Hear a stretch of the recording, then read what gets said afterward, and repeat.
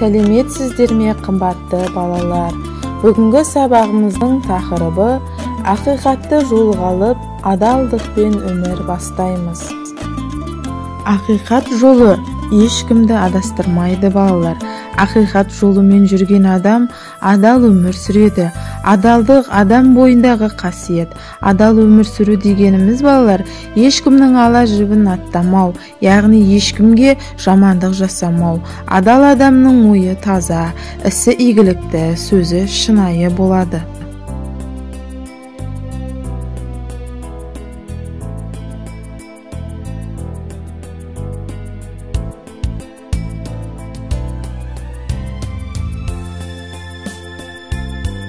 Ал балалар, теңіз түбіне саяхатқа барып болсақ, сабаққа оралайық. Алдыңғы тапсырмасын тексеріп алайық. Менің жазғы демалысым тақырыбында әңгіме жүргізу болатын.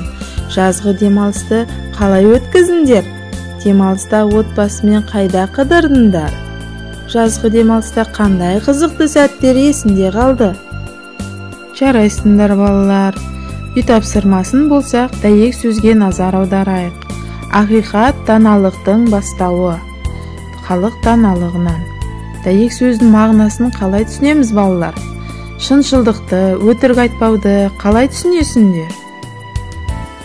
Жарайсыңдар, балалар.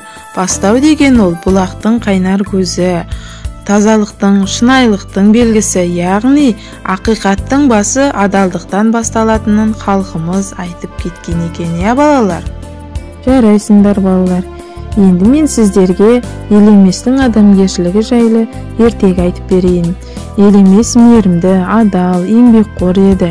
Елемес жәрмеңкені аралап келе жатып, алдында жатқан бір әмиянға көз түседі. Әмиянды жерден көтеріп алып, "Мынау кімнің әмияны?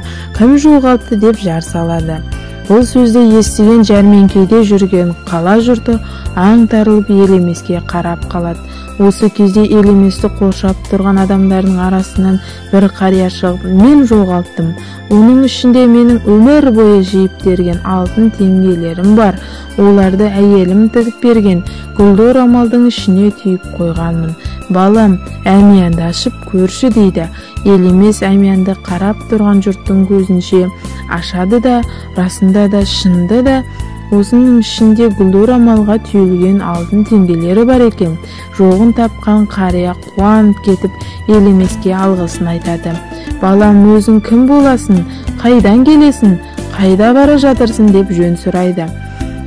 Елемес қарияға барлық мән-жайды айтып береді. Оның әңгімесін естіп болған қарт, "Сен мейірімді, адал жан екенсің.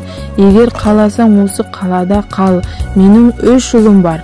Сен 4-шісі бол" дейді. Елемес қарияға еріп, оның үйіне барады. Қарияның балаларымен бірге жер қазып егін егеді. Бір күні жер қазып жүрген оның күрегіне бір зат ілінеді. Алып қараса алтын. Алтынды көрген ол одан әрі қаза түседі. Сол жерден ат басындай алтын тағы шығады. Елемес тапқан алтынды алып қарияның үйіне келеді. "Әке, мен ат басындай алтын таптым. Міне алыңыз" деп алтынды шалға ұсынады. Оның көңіліне разы болған қария, "Балам, бұл алтынның маған қажеті жоқ. Қашанғы бізбен бірге тұра берем дейсің? Өзіңше үй жай бол" дейді. "Өніп өс" дейді.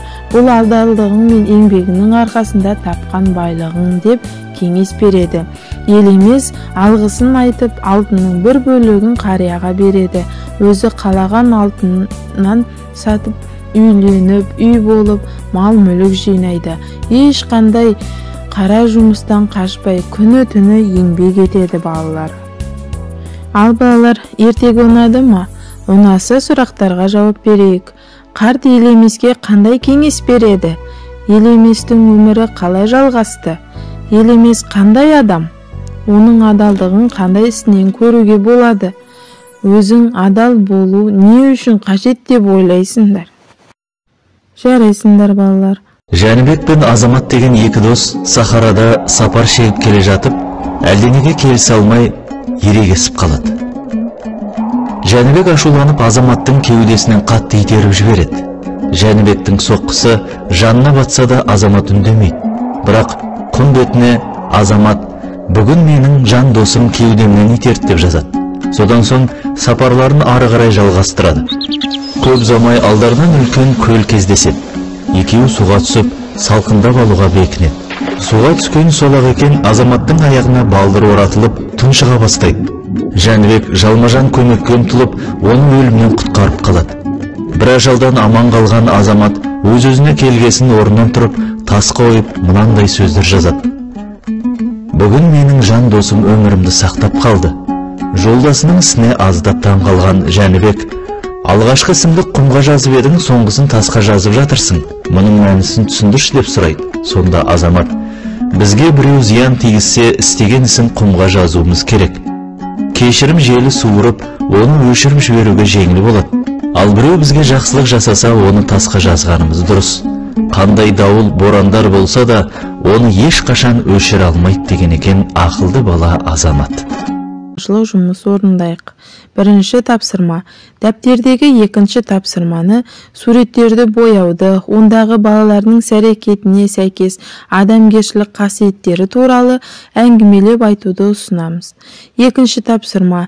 Әркім өз досының адалдығын көрсетіп, алғысын айтып, досына арнап сурет салады балалар.